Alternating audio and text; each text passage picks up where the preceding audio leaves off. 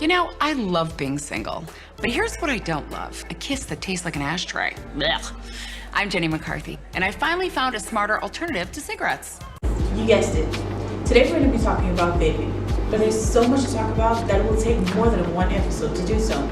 So this week, I'm unfolding the first of a two-part series on the history and effects of vaping.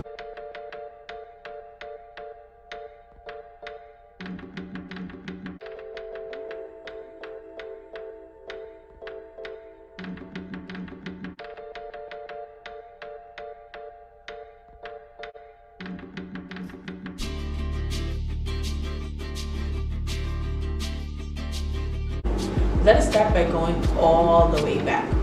The year is 1927. Joseph Robinson was the first person to file a patent for an electronic cigarette. He was granted a patent in 1930, but never managed to commercialize the product or even create a prototype. 3 decades later, Herbert A. Gilbert created the first device that looks like a modern e-cigarette and prototypes of it, but he also failed in commercializing his product. Norman Jacobson was the first to create a commercialized variation of the e-cigarette, but even he still had a few kinks to work out, and as you can imagine, that too failed. His team did contribute the verb vape to the language though.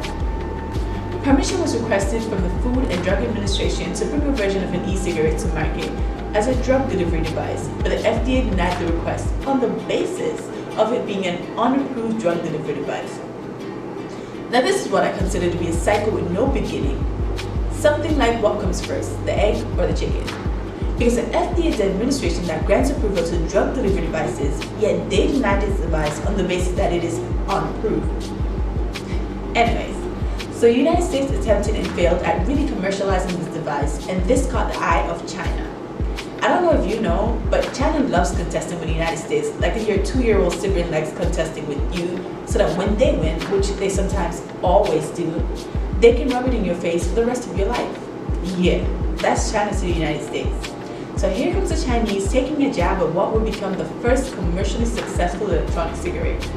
This was created in Beijing, China by Han Lik, a 52-year-old pharmacist and inventor who was also a smoker before his dad died of lung cancer. The company Lik worked for was called Golden Dragon Holdings. Sometime after they developed the device, they changed their name to Rant, which means light smoke, which is a suitable name for a vape company, but I want you to remember this name for other reasons, as we will get back to them later. This was 2003, and over the next 5 years, this product was introduced to a host of countries, including the United States and Europe. Turkey banned the product, along with a group of other countries over the years, including Canada, Panama, Brazil, and surprisingly, even Israel contemplated it. Anyways, that is not the most shocking or noteworthy ban. That ban would be the ban implemented by Hong Kong. This is a noteworthy ban because this is a territory in the very country that created the product, prohibiting its citizens from using the product and mass marketing that same product to the United States, who like a greedy fat child just keeps gobbling it up. Oh, this is good. This is so good. Accepting it into its borders and denying Mexicans. Which is more dangerous? I guess we'll never know. The ban on e-cigarettes in Hong Kong left high-risk cigarettes as the only legal tobacco product available.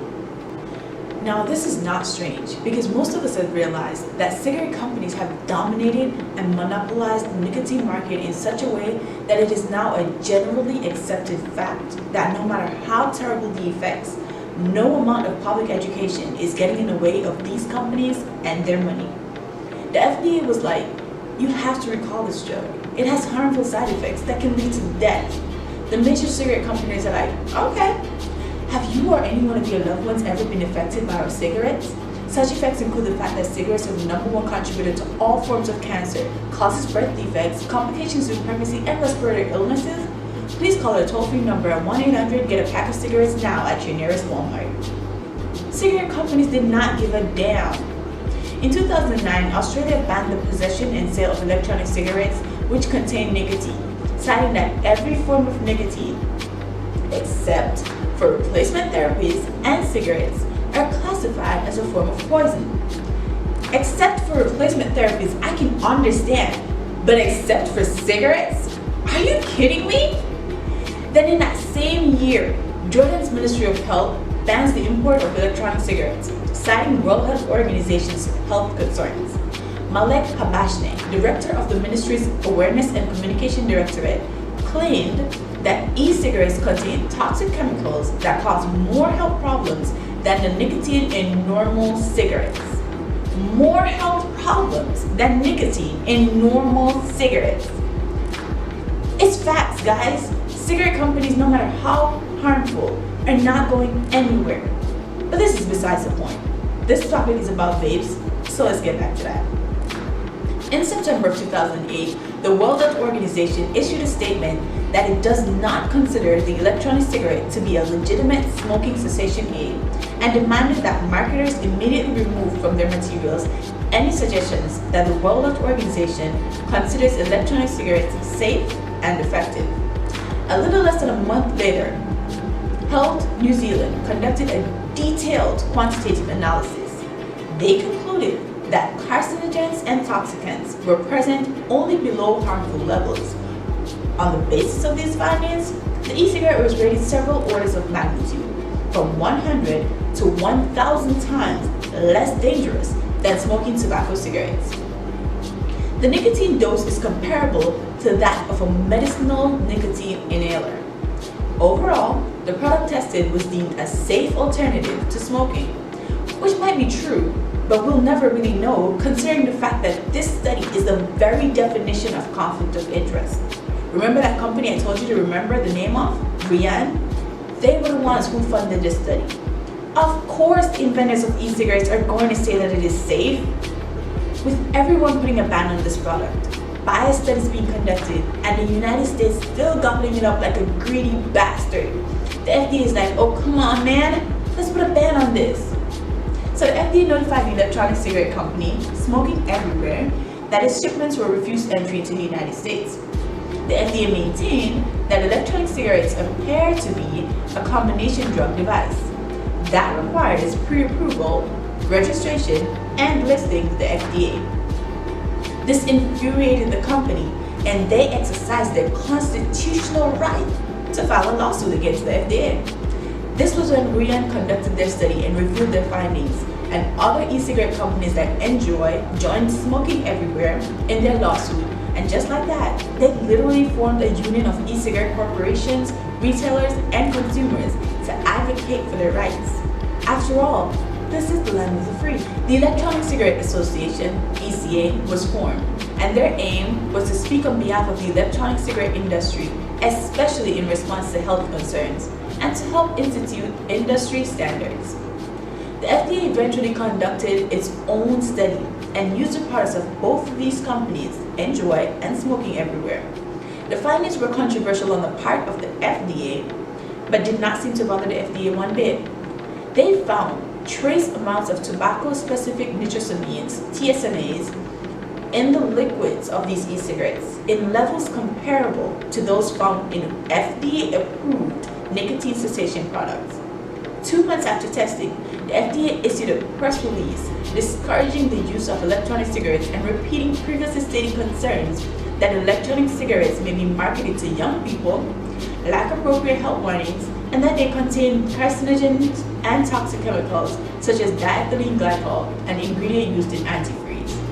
The FDA did not reveal that the carcinogens found were similar to those found in the same levels in FDA-approved nicotine cessation products, nor that the amount of diethylene glycol found would not be toxic. The FDA also did not disclose that neither substance was found in the actual vapor to which the user is exposed.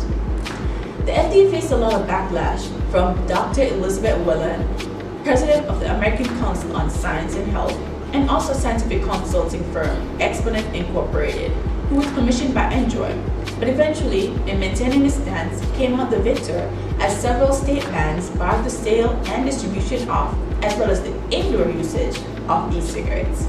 Nicotine in cigarettes as a whole cannot be banned outright, but flavoring, such as fruit or mint, can, and so they started banning them as well. Additionally, new tobacco products seeking to enter the market were required to meet FDA pre-market standards, which affected electronic cigarette regulation. Eventually, Enjoy voluntarily stopped all sales in Oregon, and in December 2009, announced that it was discontinuing the availability of all flavors except its traditional tobacco flavor and menthol in the United States. Oregon Attorney General John Kroger announced a lawsuit against Smoking Everywhere, alleging that the Florida-based company made false health claims about its nicotine delivery device and targeted children with sweet flavors. Smoking Everywhere refused to settle, but eventually settled in August 2010. Saudi Arabia banned the sales of electronic cigarettes based on a statement made by the U.S. Food and Drug Administration, which said that e-cigarettes contain harmful carcinogenic and toxic substances, notably diethylene glycol. Overall, it is clear that the vaping industry had a rocky start. In the end, it comes down to the fact that whoever has the most money and influence will be the more substantial or marketable product, backed by national agencies, states, and even entire countries. That means the cigarette companies will eventually win. With biased studies and conclusions, we don't really know who to trust. What is the real issue that the FDA has with this product? How dangerous is it really? And where do we turn for answers when we can't even trust the authorities? These are all questions that today's episode has aroused. In the next episode, we'll seek to find the answers for these and more as we explore the turn that the vaping industry has taken since 2009. Thanks for watching today's episode. Join me next time.